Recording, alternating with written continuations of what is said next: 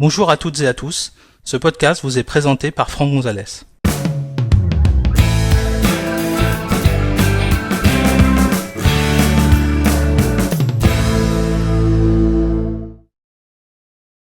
Dans cet épisode, nous allons découvrir comment afficher des fichiers cachés ou masquer des fichiers sur macOS. Je vous montrerai également comment on peut créer des fichiers invisibles dans macOS. Pour suivre cet épisode, vous devez disposer d'un Mac sous macOS Big Sur ou supérieur. Sachez que cet épisode a été réalisé sur un MacBook Pro 2016 équipé de macOS 11.6.2. Alors, dans macOS, une grande partie du système est invisible. Vous ne voyez pas tout, et c'est normal parce qu'il y a beaucoup de fichiers qui sont très importants pour macOS, et pour éviter que vous ne les supprimiez ou que vous ne les modifiez volontairement ou involontairement, peu importe, le système est protégé en masquant les éléments importants. Alors, il existe plein de méthodes pour afficher ou masquer des dossiers ou des fichiers. Il y a des applications sur Mac, tierce partie, qui vous permettent d'afficher ou de masquer tous les fichiers invisibles. Après, je vais vous montrer comment on peut les exploiter, mais il est évident que si c'est caché, c'est qu'il y a une raison. Donc, à part avoir une très très bonne raison, ce qui peut arriver, hein, moi ça m'arrive de temps en temps d'avoir besoin d'aller modifier des fichiers invisibles, en tout cas masqués dans macOS, pour des raisons de configuration de logiciel. Mais sinon, la plupart du temps, je ne modifie pas, oui, je n'affiche pas non plus ces éléments sur mon Mac. Alors, première chose, je vais vous montrer comment on peut créer déjà des fichiers ou des dossiers invisibles. C'est très simple, en fait, il y a deux méthodes principales, on va dire, hein. Ça se fait avec le terminal. Vous avez une première commande qui va s'appeler change flags, qui va vous permettre de masquer un élément. Alors, on va commencer par exemple par aller sur le bureau avec le terminal, et puis on va créer un fichier avec la commande touch. C'est juste pour créer un fichier vide, hein. L'idée c'est juste de vous montrer un fichier. Donc là j'ai un fichier texte sur mon bureau, je voudrais le rendre invisible. Eh bien j'ai une commande, ch flags, j'ajoute le mot-clé hidden et le nom du fichier. Donc par exemple, mon fichier, ça pourrait être un dossier, ça serait pareil, hein. Et là, vous allez voir le fichier qui disparaît immédiatement. Si je veux le rendre de nouveau visible, eh bien à la place de hidden, je vais mettre no hidden et il va réapparaître. Un autre moyen, ça serait de le renommer. Je vais changer son nom de euh, mon fichier en point mon fichier. Donc le fait d'ajouter un point permet de le rendre invisible également. Alors par contre, pour le rendre de nouveau visible, il faut faire la même opération mais dans l'autre sens, c'est-à-dire le renommer de son nom avec un point devant, avec son nom, avec 100 points derrière, enfin devant. On valide et vous voyez de nouveau, il est visible.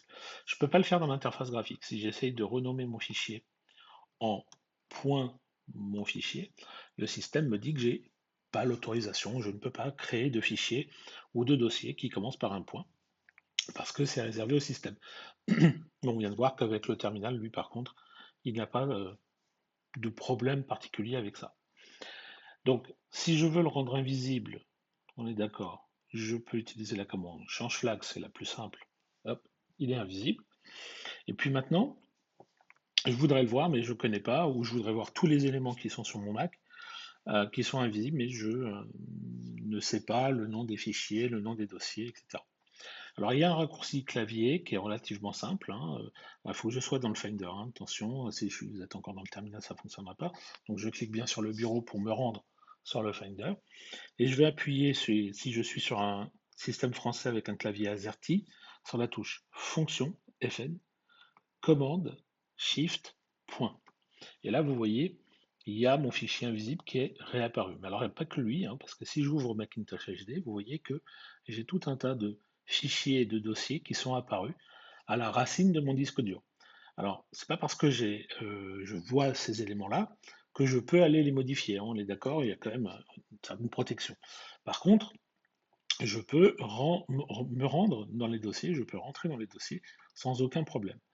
Si je veux de nouveau masquer ces éléments, je peux faire fonction, commande, shift, point, qui est la même commande, mais cette fois-ci, comme c'était affiché, va remasquer les éléments. Alors vous voyez que dans le Finder, dans une fenêtre Finder, j'ai de nouveau tous les éléments qui sont invisibles, et puis sur mon bureau, mon fichier qui était réapparu est de nouveau invisible, ce qui est parfait. Donc voilà comment on peut afficher ou masquer des éléments. Et puis, je rappelle une petite fonction également pour ceux qui ne connaîtraient pas complètement le Mac aujourd'hui, que dans votre dossier de départ, donc si je vais dans mon dossier de départ, je vois un certain nombre d'éléments, et il y a un dossier qui est très important, qui est invisible, qui s'appelle bibliothèque, library en anglais, qui est invisible. Pour aller dans le dossier bibliothèque, en fait, c'est relativement simple. Dans le menu Aller, ici, vous voyez, j'ai la liste des dossiers. D'ailleurs, je retrouve les mêmes dossiers qu'ici. Et j'ai pas de bibliothèque. Si j'appuie sur la touche Option de mon clavier, j'ai bibliothèque qui apparaît. D'accord? En face, vous remarquez d'ailleurs également qu'il y a des raccourcis pour aller dans les dossiers. Et là, vous voyez que sur bibliothèque, il n'y en a pas. Donc là, j'ai toujours la touche Option enfoncée. Je lâche. Voilà. OK? Donc en appuyant ou en relâchant, je vais pouvoir me rendre dans le dossier. Alors il y a également un autre moyen qui permet de le faire, c'est si je suis dans mon dossier de départ, je vais dans le menu Présentation, je vais ici afficher les options de présentation, et là, vous allez pouvoir trouver la fonction afficher le dossier bibliothèque. Alors, des fois ça ne s'affiche pas, je vais essayer de me mettre en mode de présentation par icône pour être sûr que je suis bien. Voilà. Et ici, on voit afficher le dossier bibliothèque. Donc je vais cliquer et vous voyez que le dossier bibliothèque maintenant il est visible directement. Donc j'ai même plus besoin d'appuyer sur la touche option. Et au passage, si je vais dans le menu Aller, j'ai maintenant bibliothèque qui apparaît. Je ne touche à rien, hein, j'appuie pas sur les touches de mon clavier. Et en plus, vous voyez que j'ai un raccourci clavier, Shift Commande L, qui me permettra d'aller directement dedans. Donc un petit rappel sur le dossier bibliothèque. C'est un dossier qui est extrêmement important, qui contient entre autres vos mails, votre trousseau d'accès, vos sauvegardes d'iPhone, d'iPad, votre compte, enfin votre dossier iCloud Drive, etc. Il y a beaucoup, beaucoup de choses, les réglages, les préférences des applications. Donc ce dossier, il est invisible pour une raison bien particulière, enfin bien précise, c'est qu'il contient d'énormes quantités de données importantes pour votre compte, et si jamais vous le détruisez, voilà, très certainement votre compte utilisateur ne va plus fonctionner correctement. Donc on le masque volontairement. Donc je déconseille d'afficher en permanence le dossier bibliothèque, sauf si vous êtes un administrateur expérimenté. Voilà, merci d'avoir suivi cet épisode. Si vous souhaitez en connaître davantage sur l'utilisation de macOS ou d'iOS, merci de consulter notre site web à l'adresse www.agnosis.com et suivez les thèmes formation macOS Monterey ou formation iOS depuis la page d'accueil. À bientôt pour un prochain épisode.